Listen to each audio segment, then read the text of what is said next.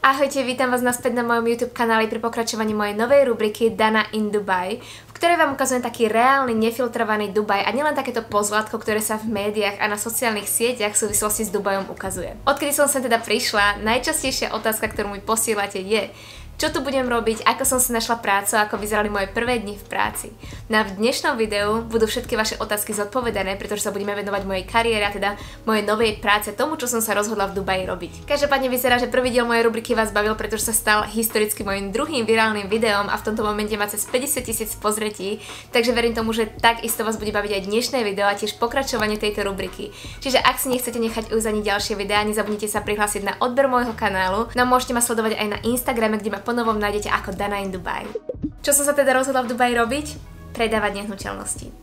Verím tomu, že viacerým z vás to už došlo z toho, čo som publikovala v predchádzajúcich videách a na mojom Instagrame, ale teda po veľmi dobrom zvážení som sa rozhodla začať tu robiť realitnú maklérku a nadväzať spoluprácu s mojou dlhoročnou kamarátkou z detstva a top českou a slovenskou agentkou v Dubaji Veronikou Plichtovou, s tým, že vám teda spolu budeme prinášať tie najvýhodnejšie investičné príležitosti. Ak ma sledujete už dlhodobejšie, tak určite viete, že som vyštudovaná právnička a posledných 12 rokov som budovala svoju právnickú kariéru.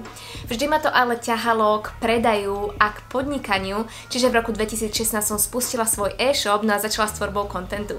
A všetky moje doterajšie unikátne pracovné skúsenosti, či už YouTube, právo alebo teda compliance, čo je oblasť práva, na ktorú som sa špecializovala, ma priviedli do tohto bodu a ku kariére, v ktorej verím tomu, že nielen, že zužitkujem všetky moje predchádzajúce pracovné skúsenosti, ale aj môžem využiť naplno svoj potenciál. Jedna vec, ktorá mi v mojom pracovnom živote naozaj chýbala, bol kontakt s ľuďmi, pretože ako youtuberka som natáčala videá z domu a ako compliance manažérka som na jednej strane mala home office, ale na druhej strane väčšina mojej práce pozostávala z Wordu, Excelu a PowerPointu, ale naozaj mi tam chýbal taký ten spoločenský a sociálny aspekt. Zároveň úplne všetko, čo som sa dodnes naučila, či už chápanie zákonov, čítanie zmluv alebo na sociálnych sieťach, vystupovanie, prezentačné schopnosti a podobne môžem zužitkovať v mojej novej kariére. Čiže naozaj ja mám pocit, ako keby celý môj pracovný život viedol do tohto jedného bodu a tejto jednej kariéry, v ktorej som sa doslova našla a ktorá ma neskutočne baví, aj keď ju robím len niekoľko týždňov.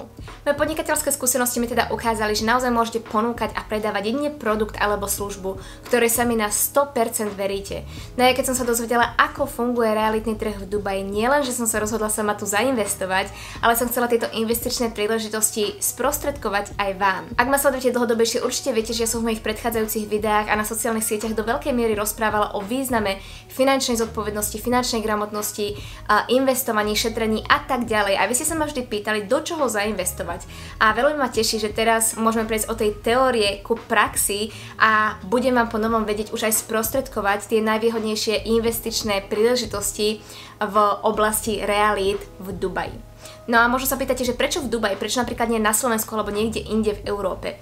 Pretože v Dubaji je priemerná ročná návratnosť, čiže ROI, 8 až 10%. 8 je absolútny štandard, ale keď si vyberiete tú správnu nehnuteľnosť, tak to vie byť až 10%. A podľa mňa nie je nič inteligentnejšie, ako nechať svoje peniaze zarábať a týmto spôsobom si vytvárať pasívny príjem. Zároveň treba mať na pamäti, že Dubaj neskutočne rýchlo rastie. Momentálne je tu 3,3 milióna obyvateľov, ale do roku 2030 tu má byť 5,8 milióna obyvateľov. Zároveň je tu obrovský turizmus a prílev turistov, ktorí tu potrebujú bývať. Čiže keď už aj zainvestujete do nehnuteľnosti, tak je obrovský predpoklad, povedala by som, že až garancia, že tú nehnuteľnosť budete mať prenajatú. No najväčšou výhodou je, že keď sa rozhodnete spolupracovať so mnou a s mojím tímom, tak vieme zabezpečiť služby naozaj od A po Z. Nielen, že vám vyberieme tú najvhodnejšiu investíciu a nehnuteľnosť pre vás už s ohľadom na váš rozpočet alebo preferenciu lokality, ale následne vám tú nehnuteľnosť, ten byt vieme aj zariadiť, potom vám ho nafotiť a prenajať cez Airbnb alebo Booking, tak aby ste vy už potom poberali len výnosy a my z Dubaja sa budeme úplne o všetko starať. No a vyťaženosť našich nehnuteľností je 85 až 90% ročne, čo je extrémne vysoké číslo. Ďalšia zo služieb, ktorú poskytujeme, napríklad aj vybavenie víz, ktoré dostávate s kúpou nehnuteľnosti. Samozrejme, že sú tam určité podmienky, ale po ich splnení máte nárok na investičné víza.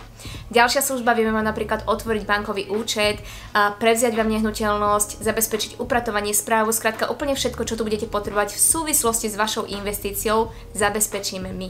No ak si hovoríte, že som v Dubaji ešte príliš krátko na to, aby som vám kvalifikovane vedela poradiť, tak máte pravdu.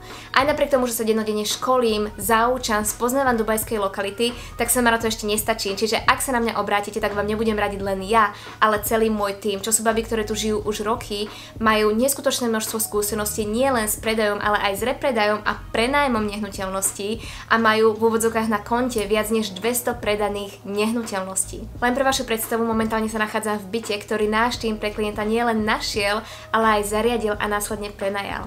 Tento byt sa nachádza v jednej z najluxusnejších dubajských oblastí, a to Ejmar Beachfront, a má úplne prekrásne výhľady na more a tiež súkromnú pláž.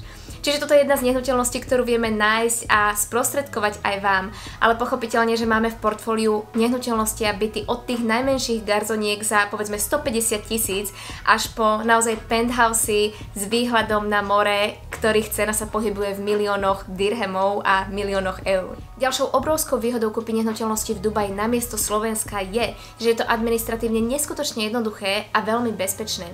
Dubaj je jedno z najbezpečnejších miest sveta a je tu takmer nulová kriminalita, čiže nedejú sa tu podvody a môžete sa spoľahnúť, že keď už sa rozhodnete tu zainvestovať, tak sú vaše investície naozaj v bezpečí.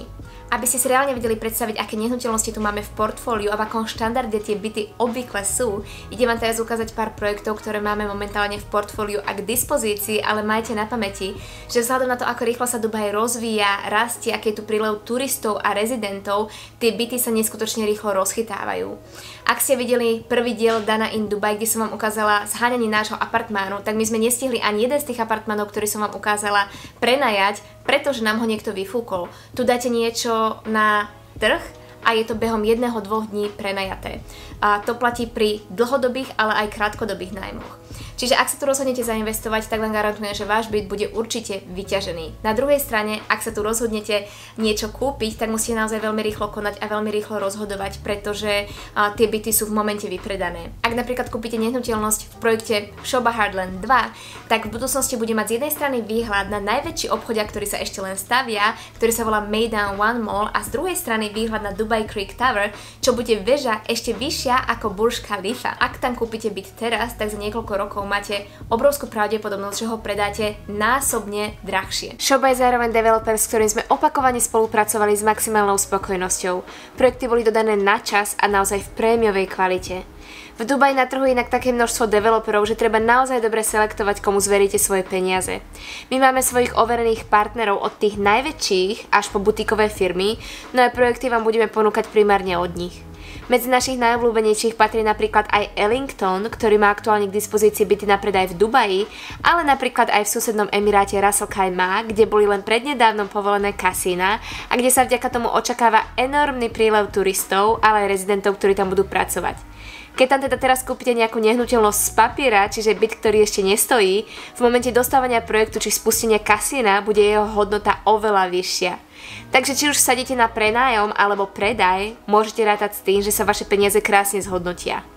No, dostupného luxusu, ktorý Ellington reprezentuje, k ultimátnemu luxusu a prestížnemu developerovi Omniat, ktorého apartmány vám vieme rovnako ponúknuť a sprostredkovať. Samozrejme, to už sú byty v naozaj limitovanom množstve a vychádzajú v miliónoch eur, ale platíte nielen za prémiový dizajn od top svetových architektov a interiérových dizajnérov, ale aj za prominentné hotelové služby, ktoré sú v cene.